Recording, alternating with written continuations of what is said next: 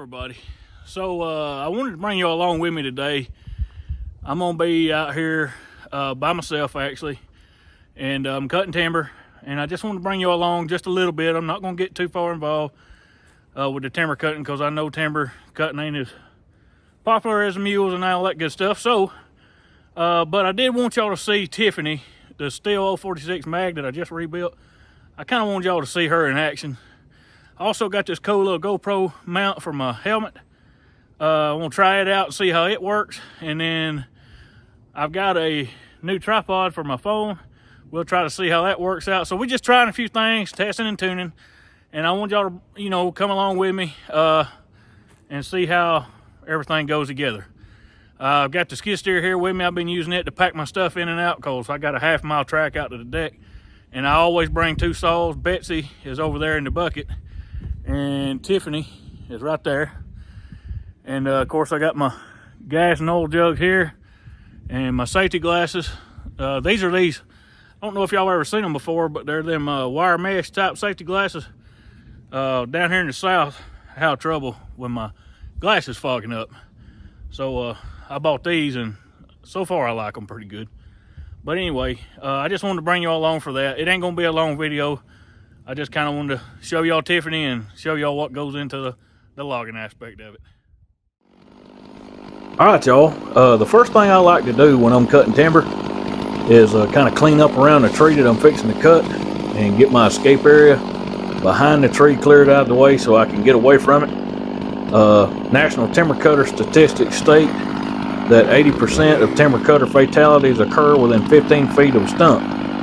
And when you can get outside of that 15-foot zone, your chances of survival increases.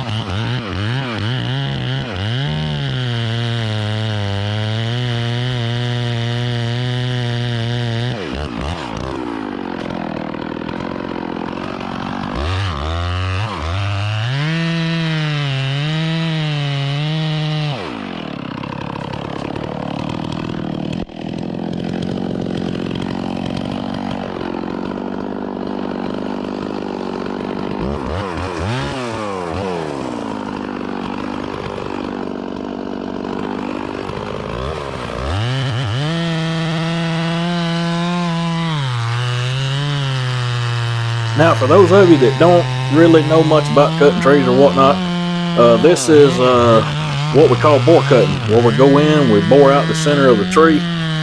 Of course, we put our notch in first, which is a conventional notch, and then we go in and bore cut the heartwood out of the center of the tree, and we leave a trigger on the backside. And once we get the tree set up, get the hinge wood set, then we go in and we clip the trigger wood on the back, and that releases the tree. And we do this, y'all, primarily to keep the tree from busting, barber chairing, and also pulling wood fibers out of the center, because a lot of this hardwood gets to be mighty expensive, especially some of the stave and veneer white oak and black walnut, and we don't want to pull no splinters in the center if we can help it, because it decreases the value of the butt log.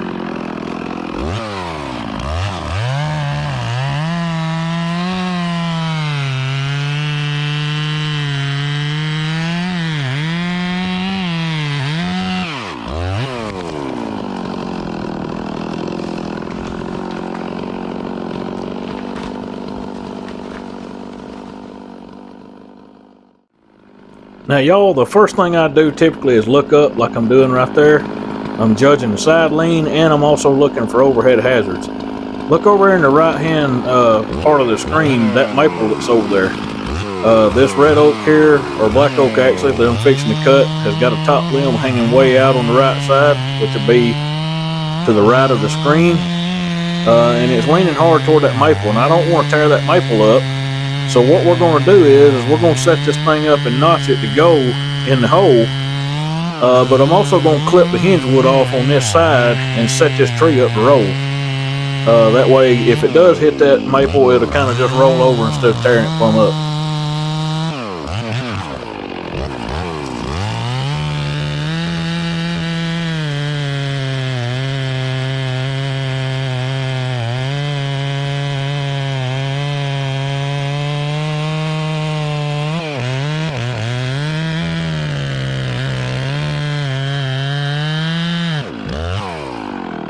Now, I went to these Sujihara lightweight bars for my saws, mainly for me and Skylar on these 046s, so we could get a little bit more reach and they'd be a little bit lighter.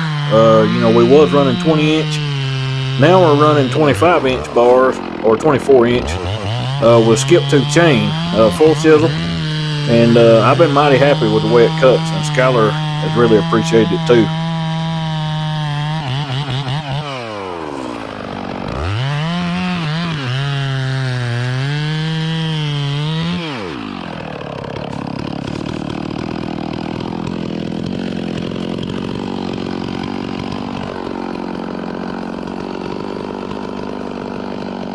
Now, as I look up here, look at that maple right there. See it?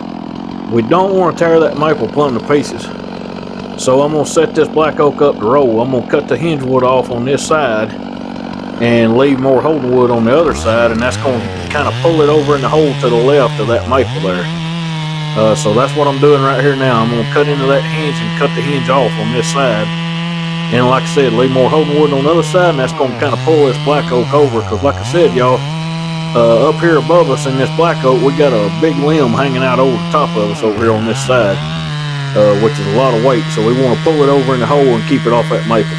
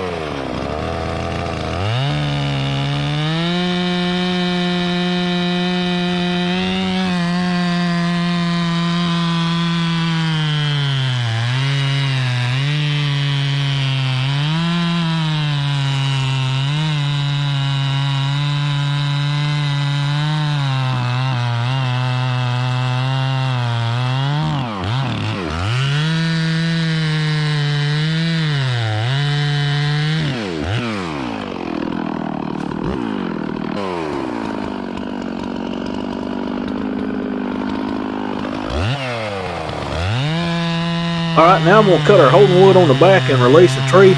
And after I get away from it, y'all, and I turn around, I want y'all to watch it as it falls. And watch that maple over there in the corner too.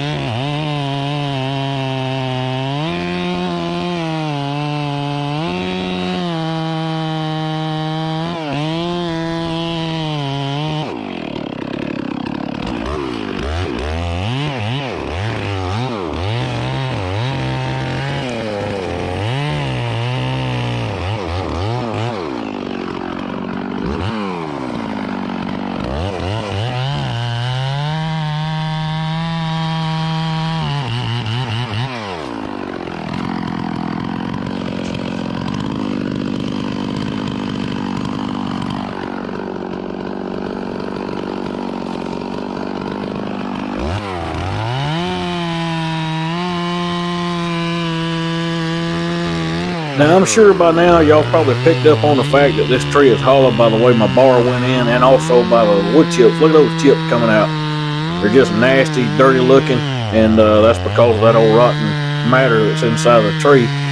And we run into that a lot on this job, and I'll kind of explain it to you toward the end of the video. We'll talk about that a little bit. But one of the things about cutting a tree like this is hollow. It's hard on your chainsaw chain from the dirt, you know, that matter that's in there, and it's also hard on your bar because that mess will get underneath the chain inside of your bar rails, and it'll cause your chain to jump off. Matter of fact, on the very next tree I cut, my chain does jump off right at the very end of the cut. And this is a fairly new bar and a fairly new chain, you know, so I shouldn't be having no trouble with it. But it's all due to this mess right here, and I just want to let y'all know that.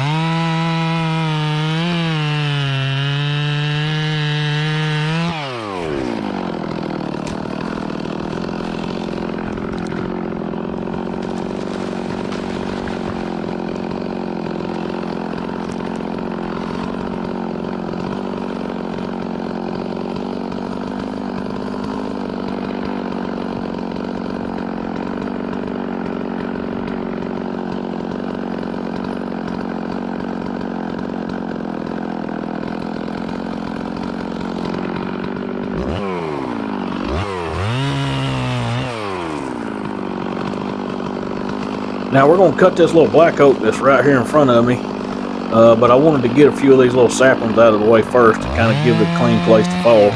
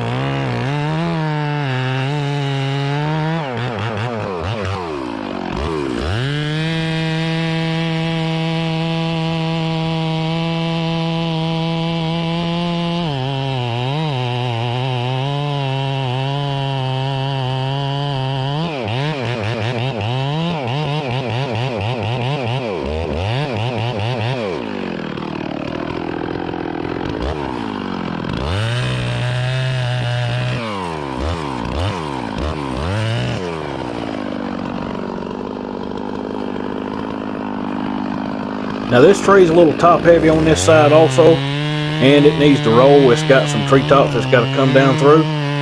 So I'm going to set this one up to roll. We're going to cut a little bit of the hinge wood off on this side, and that'll help it roll off the stump. And y'all just pay attention, you know, as we go along, and you'll see what it does.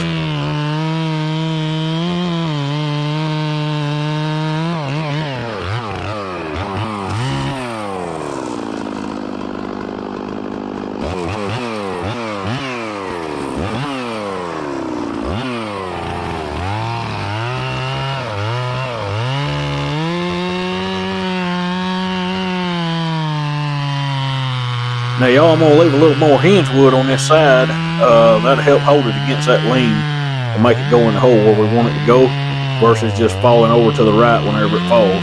Because again, it's top heavy on the right hand side, or on the opposite side from where we're at right now.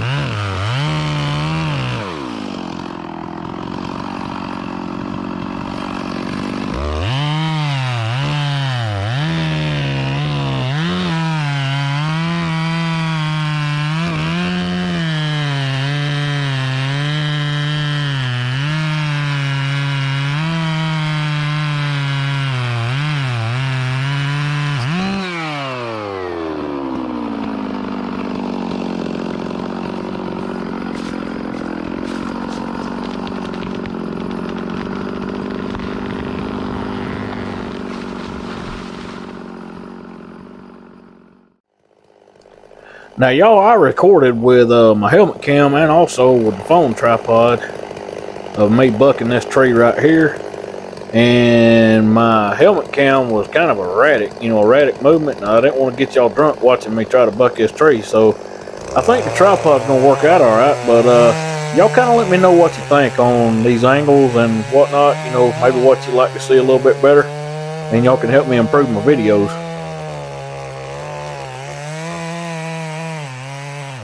Now, the first thing I like to do when I start bucking a tree is I like to clean the butt up. If I've got any hack job on my hinge and all that mess, I like to get that mess cut off and get it clean. And then if there's any swell in it, I like to cut those swells off and just kind of clean it up where it'll be easier for the sawmill to handle it. And, then I just go down the log, marking my log lengths off according to grade and what the mill's wanting at the time.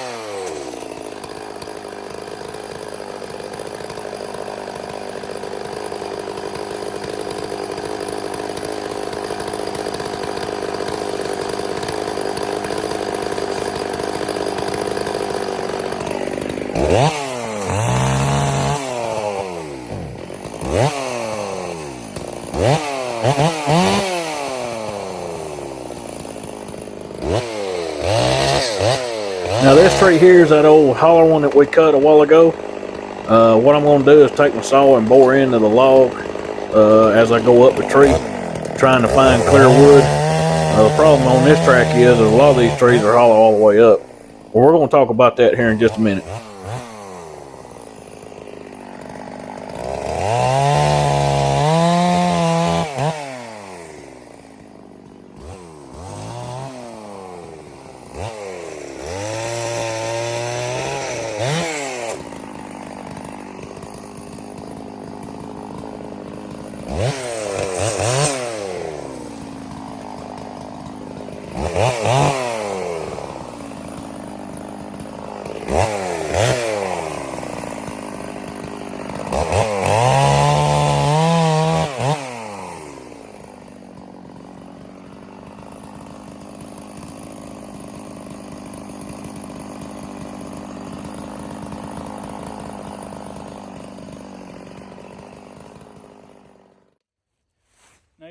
this is just a little bit of what goes into it. This tract of timber is pretty terrible. I did find out that some years back it was burnt off, and right here in our area a lot of these woods have been burnt off, and in this particular area right here the timber's not so good. And I've been told by several old timers in this area that the woods that have been burnt off, the hardwoods, it hurts them bad. It'll cause, you know, to have this mess here in the butt. Fire ants is a problem. You know, ants getting in it. That's another problem. But I've run into this on this job. You know, it's not something that I mean, 1 out of 5 trees y'all will lose. And in this case, I cut 4 trees, I lost 2 of them, so that's 50%. And y'all, I got labor in this tree of cutting it down and fooling with it, you know, and that labor's gone. There's nothing I can do to salvage this tree unless we could haul it for pulpwood. And, you know, they could grind it for mulch or whatnot, but we don't have a pulp market around here, and we don't have a firewood market either. So this tree is gonna lay right here until somebody decides to cut it for firewood. I hate it as much as y'all do, but what do? I mean, his idea of cutting this timber was to get the bad out. So we're salvaging what logs we can. We're leaving the rest on the ground. A lot of the Amish is gonna come in and cut it up for firewood later. I do know that. So there won't be so much waste, thank the good Lord. But this is a land improvement job, not a high value timber job. So I just want y'all to understand that. Anyway, I hope y'all got to see Tiffany run. I ain't the best timber cutter out there. I've been doing it a while, but I am not by any means no real high production timber cutter. But I stay alive and I don't tear up stuff. I try to think about stuff before I do it, so that's important too. Anyway, thank y'all for watching, and I'll see you next time. God bless each and every one of you.